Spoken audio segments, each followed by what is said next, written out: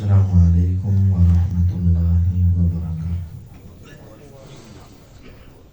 الحمدللہ رب العالمین والصلاة والسلام علی سید الانبیاء وخاتم المرسلین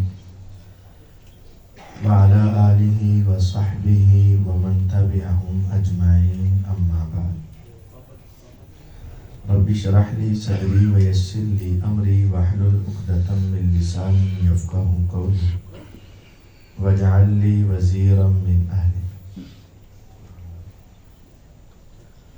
اعوذ باللہ السمیع العلیم من الشیطان الرجیم، بسم اللہ الرحمن الرحیم۔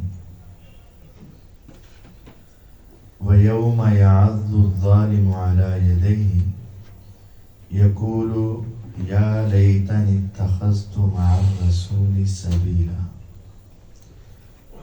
یا ویلتی لیتنی لم اتخذ فلانا خلیلا۔ صبح درس میں یہ بتایا گیا تھا کہ رسول اللہ صلی اللہ علیہ وسلم کی حدیث جب آ جائے تو پھر اس کے اوپر ایمان عمل ضروری ہے، اور دین کے بارے میں شک کرنا ایک کفر تک لے جاتا ہے۔ اور اب یہ آیت کریمہ پڑھی گئی ہے کہ رسول اللہ صلی اللہ علیہ وسلم کی اطاعت فرما برداری اور آپ کے پیچھے چلنا لازم ہے،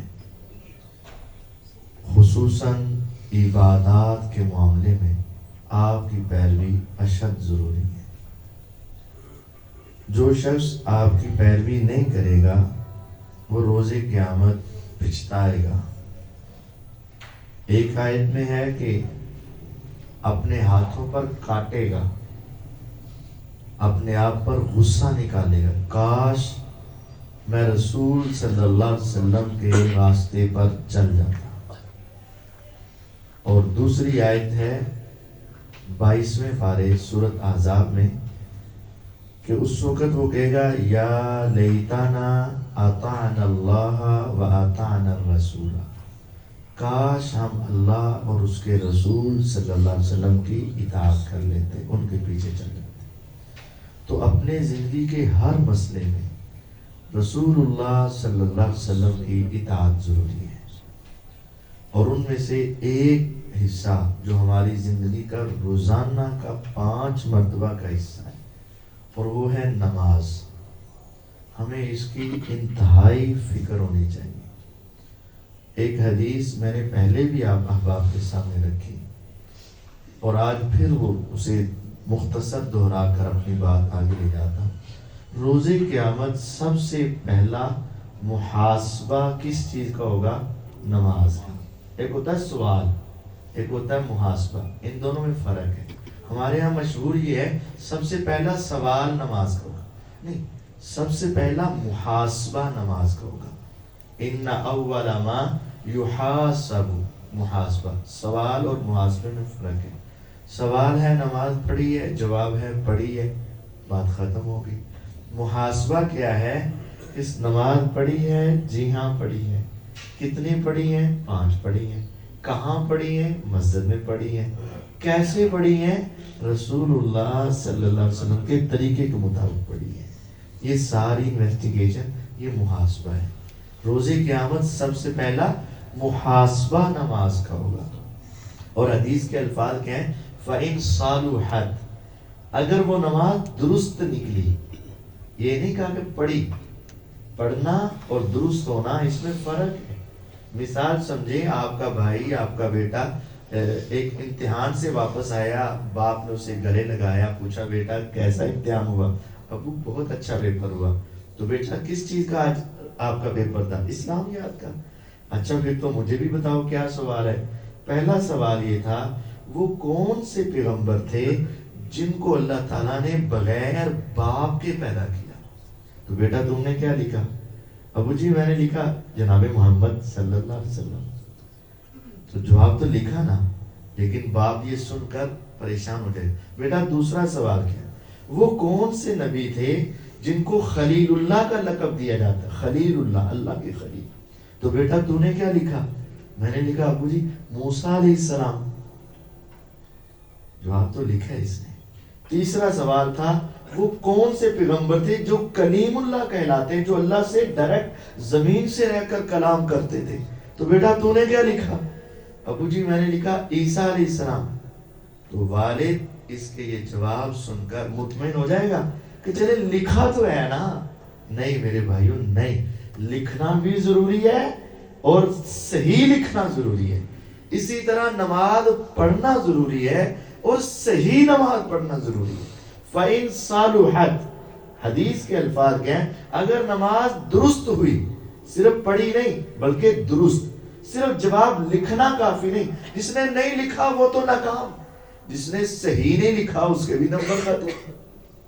اگر نماز درست ہوئی، صَلُحَتْ سَائِرُ عَمَلِهِ، میرا اللہ اس کے سارے اعمال درست کر دے گا. وَإِن فَسَدَتْ، حدیث کے الفاظ ہیں اور اللہ کی قسم اٹھا کے کہہ سکتا ہوں یہ حدیث کے الفاظ ہیں، میرے نہیں ہیں. وَإِن فَسَدَتْ، اگر وہ نماز خراب ہو گئی.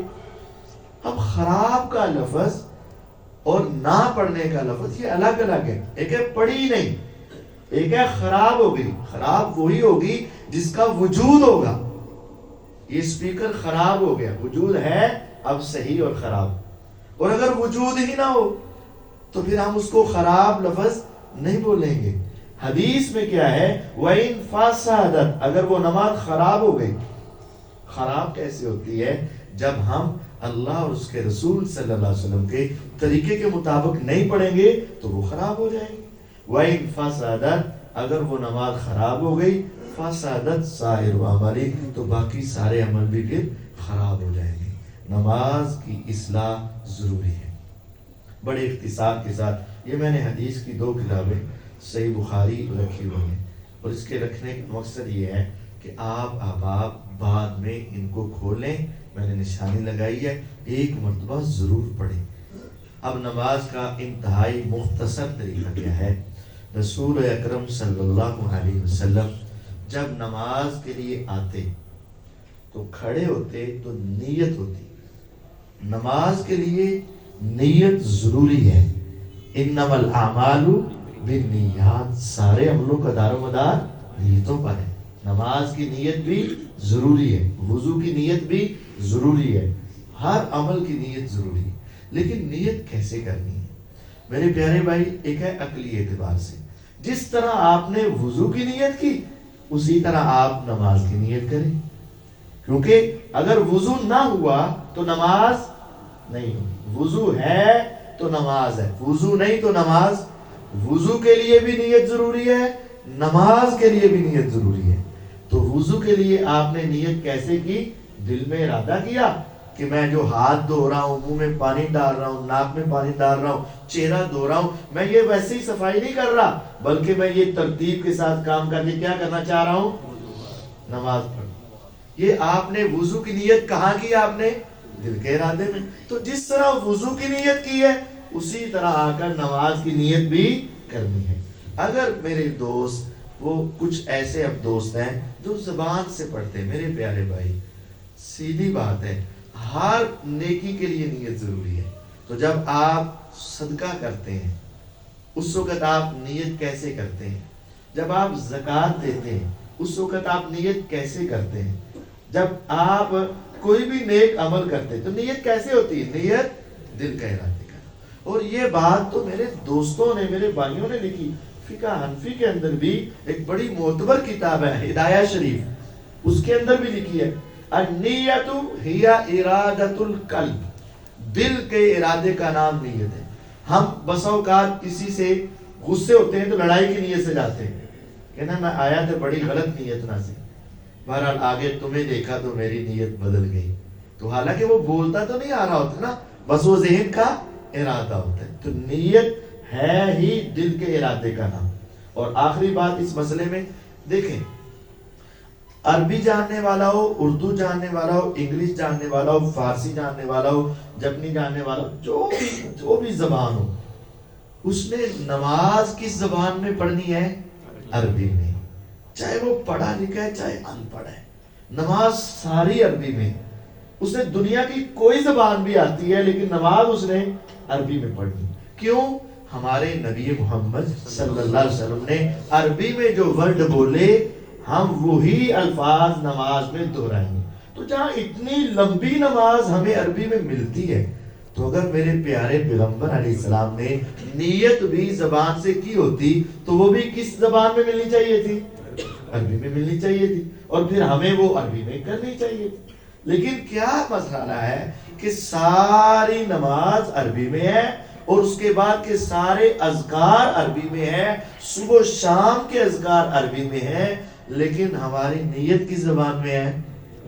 آخر کیا وجہ ہے؟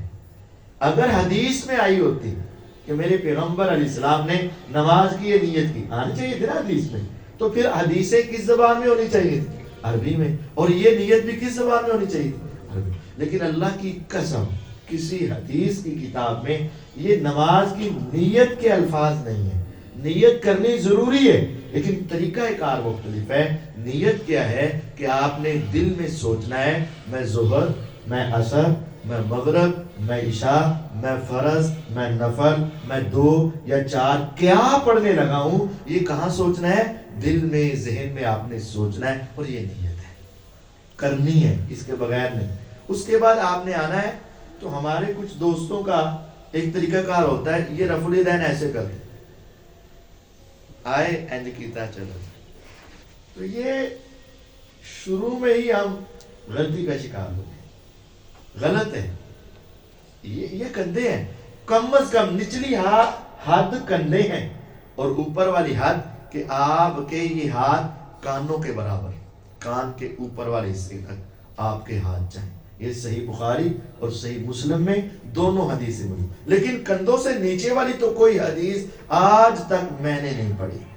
کندھوں سے نیچے والی کوئی نہیں اور کانوں سے اوپر والی کوئی نہیں. کان یا کندھے یا ان کے درمیان کسی بھی جگہ پر آپ کے ہاتھ ہو جائیں, یہ رسول اللہ صلی اللہ علیہ وسلم کی سنت. اچھا ایک آتے ہیں, اٹھائے تو یہاں تک کی, لیکن یہ تیز نہیں ہے.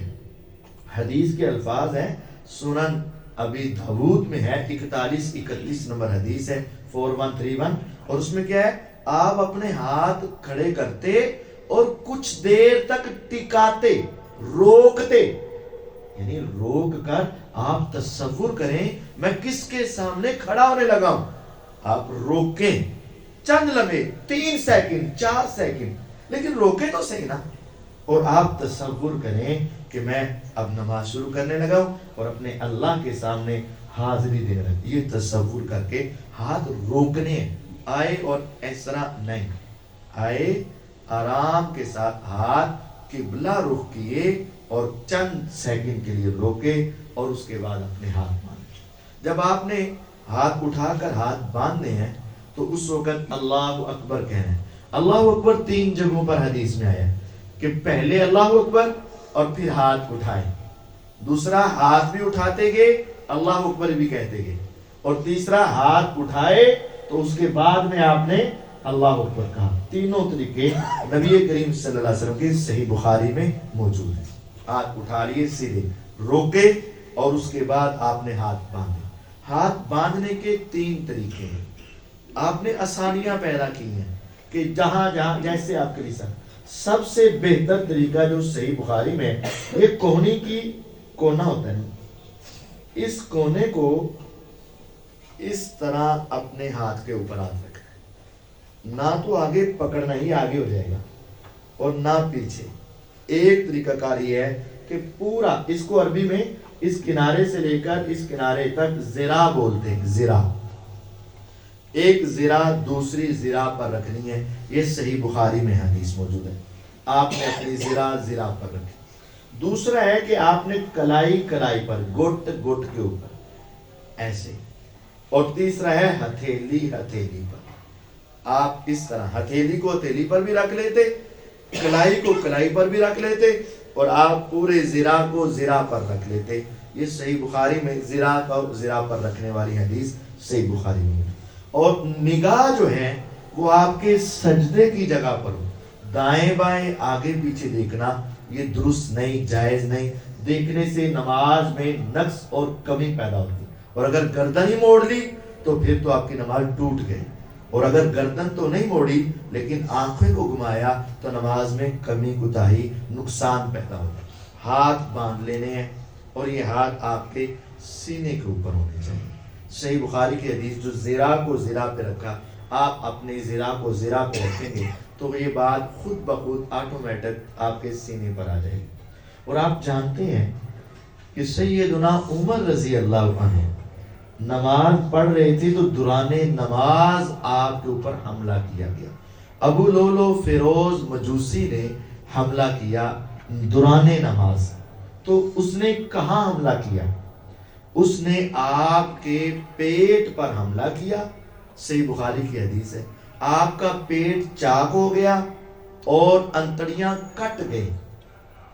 تو جب اس نے وہ خنجر مارا تو خالی جگہ دیکھ کر مارا کہ میں کہاں ماروں اور میرا ہاتھ چلے۔ تو آپ کے اگر ہاتھ مبارک نیچے ہوتے، ناف پر ہوتے، تو پھر اس کے لیے خالی جگہ کہاں بچتی تھی؟ اوپر والا حصہ بچتا تھا، لیکن اس نے وار اوپر نہیں کی۔ اور اگر وہ نیچے کرتا تو آپ کے ہاتھ یا بازو کا کوئی حصہ زخمی ہوتا، لیکن آپ کے ہاتھ اور بازو کا کوئی حصہ بھی زخمی نہیں ہوا۔ تو یہ صحیح بخاری کی حدیث کا خلاصہ سنا رہا ہوں کہ آپ اپنے ہاتھ اپنے سینے پر باندھتے، اور بخاری میں لفظ ہے علی صدری، اور جامع ترمذی اور صحیح ابن خزیمہ کے الفاظ ہیں علی صدری، آپ اپنے صدر پر۔ ربی شرح لی، اے اللہ میرا صدر کھول۔ صدر کیا ہوتا ہے؟ سینہ۔ تو الفاظ ہے صحیح ابن خزیمہ میں علی صدری، آپ اپنے صدر پر رکھتے۔ اور بخاری میں جو الفاظ ہیں کہ زرا کو دوسری زرا پر رکھتے، تو زرا کو زرا پر رکھیں گے تو خود بخود آپ کے ہاتھ جہاں آئیں وہ مسنون طریقہ ہے، وہ ٹھیک ہے۔ اس کے بعد آپ نے اپنے ہاتھوں کو نہیں اٹھانا، یہ ہاتھ باندھنا عبادت ہے تو باندھ کے رکھنے ہیں۔ ہاں انتہائی مجبوری ہو جائے تو آپ اپنا ہاتھ ہلا سکتے ہیں، لیکن یہ جو عادت ہے نا ناک پر، داڑھی پر ہاتھ ایسے ایسے یا کپڑے سیدھے کرنے، یہ اللہ تعالیٰ کے سامنے کھڑے ہونے کا ادب نہیں ہے۔ ادب احترام کے ساتھ کھڑے۔ اور اس کے بعد آپ نے جب رکوع میں جانا ہے تو صحیح بخاری کی حدیث ہے، سیدنا امام بخاری رحمہ اللہ نے دو صحابہ کی حدیثیں نقل کی ہیں، سیدنا عبداللہ بن عمر رضی اللہ عنہ اور سیدنا مالک بن حویرث رضی اللہ عنہ، دو صحابیوں کی حدیثیں، اور حدیثیں 5 نقل کی بخاری میں، ترتیب کے ساتھ 5 حدیثیں۔ نمازیں 5 ہے نا تو حدیثیں بھی 5۔ آپ کی زندگی کے 2 حصے تھے نا بڑے، ایک مکی زندگی اور ایک مدنی زندگی۔ انہوں نے 2 صحابیوں کی روایات نقل کی ہیں۔ پہلے مکی صحابی کی عبداللہ بن عمر رضی اللہ عنہ، جو مکہ میں مسلمان ہوئے اور مکہ میں حضور کے ساتھ نمازیں پڑھتے رہے، اور دوسرے مکی زندگی مدنی زندگی والے مالک بن حویرث رضی اللہ عنہ، جو مدینہ میں مسلمان ہوئے۔ اور مدینہ میں کب مسلمان ہوئے؟ آپ مدینہ میں 9 ہجری کو مسلمان ہوئے۔ نبی کریم صلی اللہ علیہ وسلم مدینہ طیبہ میں 10 سال رہے، اور 10 سال میں سے 9واں سال تھا نا، اس وقت وہ مسلمان ہوئے، یعنی زندگی کے آخر میں مسلمان۔ تو انہوں نے یہ بات حدیث میں سنائی، صحیح بخاری میں 744 نمبر حدیث موجود ہے کہ رسول اللہ صلی اللہ علیہ وسلم کو دونوں صحابی بتاتے ہیں کہ ہم نے دیکھا جب آپ نماز شروع کرتے تو اپنے ہاتھ اپنے کندھوں یا کانوں تک اٹھاتے، اور جب آپ رکوع میں جاتے تو اپنے ہاتھ دوبارہ اٹھاتے، اور جب آپ رکوع سے اٹھتے تو دوبارہ اللہ کے سامنے اپنے آپ کو سرنڈر کرتے، ہاتھ اٹھاتے۔ جب آپ 3 رکعت پڑھ کر اٹھتے، 2 رکعت پڑھ کر اٹھتے، تیسری کے شروع میں بھی آپ اپنے ہاتھوں کو اٹھاتے۔ یہ صحیح بخاری میں 5 مرتبہ حدیث آئی، اور اس کا ثواب کیا ہے؟ اس کا ثواب یہ ہے، 1 مرتبہ جب انسان ہاتھ اٹھاتا ہے نا تو اللہ تعالیٰ اسے 1 انگلی کے بدلے 1 نیکی عطا کرتے ہیں، اور 1 مرتبہ رفع الیدین کرنے سے 10 نیکیاں مل جاتی ہیں۔ یہ حدیث ہے سیدنا عقبہ بن عامر رضی اللہ عنہ۔ تو جب آپ 4 رکعت پڑھیں گے تو آپ اگر کر رہے ہیں رفع الیدین تو آپ کو 1000 نیکی کا اضافہ مل جائے گا، اور اگر آپ نہیں کریں گے تو 1000 نیکی کا آپ کا نقصان ہو جائے گا 4 رکعت. 1000 تو بنتی نہیں ہے, 100 نہیں 1000. میں بتاتا ہوں, من جاء بالحسنہ فلہ عشر امثالہا. یہ اللہ تعالیٰ کا وعدہ ہے, تم ہماری بتائی ہوئی ایک نیکی کرو گے تو ہم تمہیں اس سے 10 گنا عطا کریں گے. تو آپ کے اعتبار سے بنی 100 نیکیاں, کیونکہ ایک مرتبہ سے 10 ہیں, تو وہ آپ کی 100 ہوئی. تو اللہ تعالیٰ آپ کی ایک نیکی کو کتنا بنائے گا؟ تو پھر ایک نماز میں کتنی ہوگی آپ کی؟ 1000 نیکی آپ کی ایک نماز میں ہو جائے گی, فرض میں. ابھی سنتے اس سے الگ ہیں, اور ایک نماز ہے, اور جب آپ 5 نمازوں کو ملائیں گے اور سنتیں بھی ادا کریں گے تو پھر آپ کی 10,000 کے قریب آپ کی یہ نیکیاں بن سکتی ہیں. آپ کی روزانہ کی اتنی نیکیاں مفت میں ہیں, اور روز قیامت ایک ایک نیکی پر انسان جنت جہنم کے فیصلے دیکھے گا. جنت اور جہنم کے درمیان ایک جگہ ہے اعراف, 8ویں پارے میں اس کا ذکر ہے. یہاں وہ لوگ ہوں گے جن کی نیکیاں اور گناہ برابر ہیں. اگر ایک نیکی زیادہ ہو جاتی تو ادھر جنت میں آ جاتا, اگر ایک نیکی بھی کم ہو جاتی جہنم میں آ جاتا. یہ درمیان میں کھڑے ہیں جن کے دونوں چیزیں برابر ہیں. تو اگر آپ بالآخر اللہ تعالیٰ ان کو پھر جنت دے ہی دیں گے, اللہ کی رحمت زیادہ ہوتی ہے. لیکن اگر آپ چاہتے ہیں کہ آپ کی نیکیوں میں اضافہ ہو اور روزانہ ہزاروں نیکیوں میں اضافہ ہو, اور آپ اللہ تعالیٰ کے بتائے ہوئے طریقے اور نبی علیہ السلام کے بتائے ہوئے طریقے کے ساتھ نماز ادا کریں, تو آپ کو رفع الیدین کرنا ہوگا. اس کے بعد رکوع میں جائیں. رکوع کے اندر ہمارے دوستوں کی بڑی غلطی ہے. یہ دیکھیں, یہ انسان سیدھا کھڑا ہے نا, تو یہ اس کی کمر کا اوپر سے برابر ہونا ضروری ہے. بعض دوست زیادہ جھک جاتے ہیں, جس طرح یہ آگے کی طرف جھکے. بعض دوست ایسے ذرا اوپر کی طرف رہتے ہیں, تو یہ بھی غلطی. یہ آپ کے بازو ہیں, مثلا یہ درمیان میں کر کے برابر کریں, اور آپ کی یہ کمر برابر ہونی چاہیے. آپ کا آگے سے سر بھی برابر ہونا چاہیے, اور آپ کے یہ جو بازو ہیں یہ تنے ہوئے ہونے چاہیے. بازو تنے ہوئے ہو, کمر آپ کی برابر ہو, اس طرح آپ کا سر آگے کی طرف اٹھا بھی نہ ہو اور آگے کی طرف جھکا بھی نہ ہو. یہ پریکٹس کریں, اپنے بھائیوں کو دکھائیں, اپنے ساتھ والے کو دکھائیں, اور کہیں یار میں رکوع کرتا ہوں نماز کے بغیر ہی, تو تم میرا رکوع چیک کر کے مجھے بتاؤ, جو اس میں کمی کوتاہی ہے اسے درست کرو. کمر کے اندر اپنی رکوع کے اندر اپنی کمر کو سیدھا کرنا ضروری ہے. سنن ابی داؤد کی حدیث ہے, اللہ تعالیٰ کے نبی علیہ السلام نے فرمایا, اس آدمی کی نماز اللہ قبول نہیں کرتا جو رکوع اور سجدے میں اپنی کمر سیدھی نہیں کرتا. لا تجزئ صلاۃ لا یقیم صلبہ فی الرکوع والسجود. جو بندہ رکوع سجدے میں اپنی کمر سیدھی نہیں کرتا, اس کی نماز اس کے کام آتی نہیں. اپنا رکوع سیدھا کریں. اب رکوع کے دوران آپ نے اپنی نظر کہاں رکھنی ہے؟ کچھ دوستوں کے ذہن میں ہوتا ہے کہ پاؤں کے درمیان میں نظر رکھیں, تو وہ پاؤں کے درمیان میں نظر کرنا چاہتے ہیں تو ان کا سر آگے سے جھک جاتا ہے, نیچے کی طرف ہو جاتا ہے, دیکھنے کے لیے جھکنا پڑتا ہے آگے, تو وہ غلطی ہو جاتی ہے. نہیں, پوری نماز میں اپنی نگاہ اپنی نظر سجدے کی جگہ پر رکھنی ہے. تو رکوع میں بھی نظر سجدے کی جگہ پر, ہاتھ اس طرح بازو ٹائٹ, اور اپنے ہاتھ اپنے گھٹنوں پر ایسے پنجہ بنا کے یا ویسے رکھ لیں, لیکن اپنے بازو ٹائٹ کریں, اپنا کمر کو سیدھا کریں, سر سیدھا رکھیں, نگاہ سجدے کی جگہ پر رکھیں. یہ رکوع کا طریقہ ہے. رکوع سے اٹھ کر آپ اپنی کمر سیدھی کریں گے. اس میں تو سب سے زیادہ غلطی ہے. بہت سارے لوگ ابھی صحیح طرح سیدھے ہو کر کھڑے نہیں ہوتے اور سجدے کی طرف جھک جاتے ہیں. آپ رکوع کے بعد اس طرح کھڑے ہوتے سیدھے, حتی یرجع کل عظم مکانہ, حتیٰ کہ ہر ہڈی اپنی جگہ پر واپس آ جاتی. آپ رکوع سے اگر ایسے ہو کر سیدھے چلے گئے تو ابھی تو ہڈیاں پوری اپنی جگہ پر سیدھی نہیں ہوتی, سیدھی ہڈیاں کرنی ہے, اور اس کے بعد آپ نے رکوع میں جانا ہے. सजदे में जाना है। अब रुकू से उठते वक्त भी अपने हाथों को कंधों या कानों तक उठाना है। सही बुखारी की 5 अहादीस हैं। उसके बाद सजदे में जाना है। अब सजदे में जाने का तरीकाकार क्या है?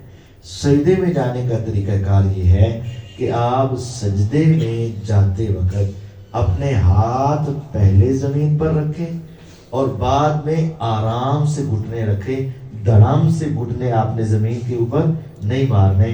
आराम से अपने हाथ रखें और आराम से अपने घुटने ज़मीन पर रखें और फिर अपना सर सजदे में ले जाएं। रसूलुल्लाह सल्लल्लाहु अलैहि वसल्लम की हदीस है, जब तुम में से कोई एक सजदा करे तो उस तरह ना बैठे जिस तरह ऊंट बैठता है। ऊंट की तरह तुमने सजदे में नहीं जाना। ऊंट भी जमीन पर बैठता है, तुम भी सजदे के लिए बैठते हो, ऊंट की तरह नहीं बैठना। तो अब ऊंट क्या करता है? इज़ा सजदा अहदुकुम फला यबरुक कमा यबरुकुल बईर। ऊंट की तरह नहीं जाना। ऊंट कैसे बैठता है? ऊंट को अगर आपने ज़हन में लाया जरा बैठने को करें, वो क्या करता है? अगले बाजू नीचे लगाता है, अगले घुटने पीछे पहले लगाता है या पिछले? अगले। तो वो उसके बाजू हैं या उसकी टांगे हैं? टांगे हैं कि बाजू हैं? टांगे हैं। आगे टंगा होती है, बाजू है कि टांगे? आप तो फिर शशो पांडे, कुछ बाजू कह रहे हैं कुछ टांगे। अब मैं आपको समझाता हूँ। अब देखें, जो होते हैं ना बाजू, वो जब आप बेंड करते हैं तो आगे की तरफ जाते हैं कि पीछे की तरफ? पीछे। आप खड़े हैं, अपने बाजू की किधर जाते हैं? पीछे की तरफ। और जब आप खड़े होकर अपने घुटने बेंड करते हैं तो किधर की तरफ जाते हैं? आगे की तरफ। जो बाजू होते हैं वो पीछे की तरफ जाते हैं और जो घुटने होते हैं वो आगे की तरफ जाते हैं। एक फर्क समझ लें। दूसरा फर्क ये समझें, जो बाजू है ना, इसके अंदर जो कोहनी है ना, कोहनी ये बारीक होती है, इसका नोकदार होती है, नोक होती है। हर एक की कोहनी में आखिर में नोक सी बनती है। और जो घुटने होते हैं वो मोटे होते हैं। ऐसे ही है ना, घुटने मोटे होते हैं और कोहनी बारीक होती है, नोकदार होती है।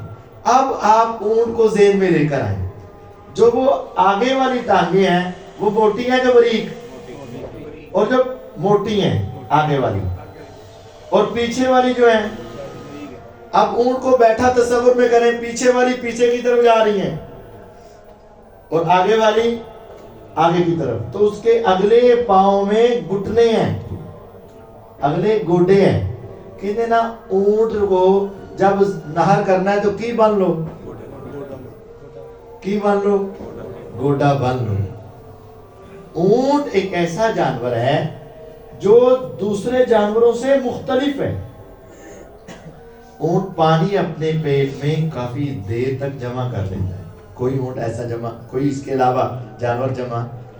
ऊंट के जो अगले टांगे हैं उसके अंदर घुटने हैं और जो पीछे हैं उसके अंदर उसकी कोहनियां हैं। तो जिस तरह ऊंट अपने घुटने आगे लगाता है, उस तरह तुमने अपने घुटने पहले नहीं लगाने। ऊंट पहले घुटने लगाता है, तुमने पहले घुटने नहीं लगाने। और ये हदीस में आगे वाज़ेह अल्फाज भी हैं, इज़ा सजदा अहदुकुम फला यबरुक कमा यबरुकुल बईर। जब तुम में से कोई एक सजदा करे तो उस तरह ना बैठे जिस तरह ऊंट बैठता है। वल यज़ा यदैहि क़ब्ल रुकबतैहि। इसको चाहिए कि अपने हाथ पहले लगाए, अपने घुटने पहले ना लगाए, अपने हाथ पहले लगाने चाहिए। तो ये अपने रुकू में सजदे में जाते वक्त अपने हाथ पहले लगाने हैं और घुटने बाद में लगाने हैं। उसके बाद सजदे में 7 चीजें जमीन पर लगना जरूरी है। एक पेशानी और नाक, ये दोनों एक है। 2 हाथ, 2 घुटने और 2 पांव, ये 7 चीजों का जमीन पर लगे रहना जरूरी है। हमसे गलती एक होती है कि हम सर तो लगा देते हैं, पेशानी तो लगा देते हैं, बसा औकात नाक उठा लेते हैं। और बसा औकात नाक तो लगा होता है लेकिन आदत या वैसे ही सुस्ती की वजह से पीछे से पांव जमीन से थोड़ा सा اٹھ جاتے ہیں تو یہ تو سجدہ صحیح نہیں ہے۔ پاؤں کا زمین پہ لگنا ضروری، ہاتھ کا زمین پہ لگنا ضروری، اور گھٹنوں کا زمین پہ لگنا ضروری، اور یہ ماتھے اور ناک کا لگنا ضروری ہے۔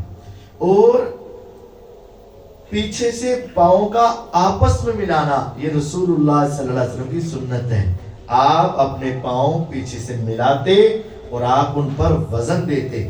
جن کی انگلیاں مڑ سکتی ہیں وہ موڑیں، اور جن کے پاؤں ذرا بھاری ہیں ان کی انگلیاں نہیں مڑتی، وہ اسی طرح کھڑے رہیں، لیکن جن کی مڑ سکتی ہیں آپ اپنے پاؤں پر وزن ڈالتے اور اپنی انگلیوں کو اس طرح موڑتے۔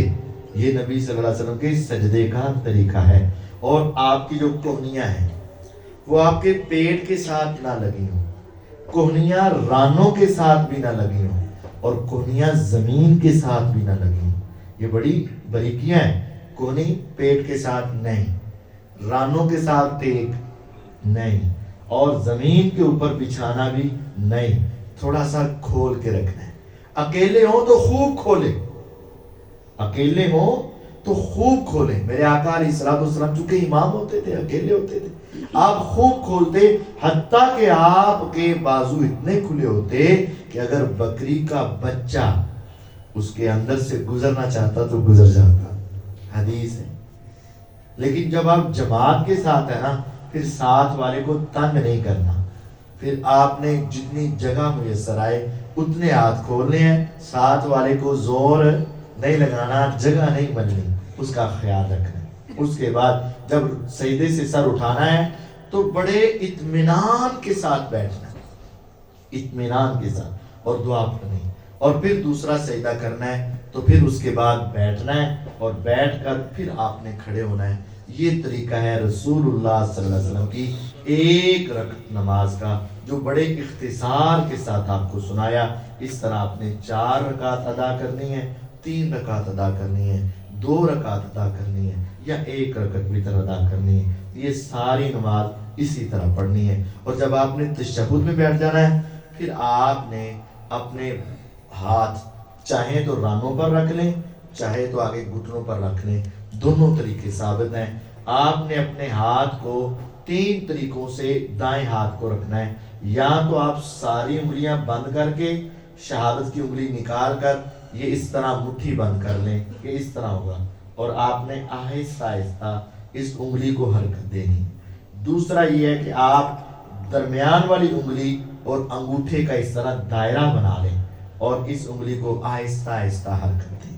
تیسرا یہ ہے کہ تینوں انگلیاں بند، اور یہ انگوٹھا شہادت کی انگلی کی جڑ پر، جہاں سے ہتھیلی اور انگلی کا ملاپ ہوتا ہے، وہاں آپ نے رکھنی ہے۔ اور یہ قدرے مشکل کام ہے، یہ ذرا مشکل ہے، آگے نہیں رکھنی، اس طرح بنیاد پر رکھنی، تو یہ ذرا مشکل ہے۔ نبی کریم صلی اللہ علیہ وسلم سے تینوں طریقے ثابت ہیں، لیکن ساری تشہد کے اندر آہستہ آہستہ اس انگلی کو ہلانا ہے۔ جس طرح زبان ہلا کر دعا کر رہے ہو نا، اس طرح یہ انگلی ہلا کر بھی ہم اللہ سے دعا کر رہے ہیں، ہاں جی ہاں جی آمین آمین۔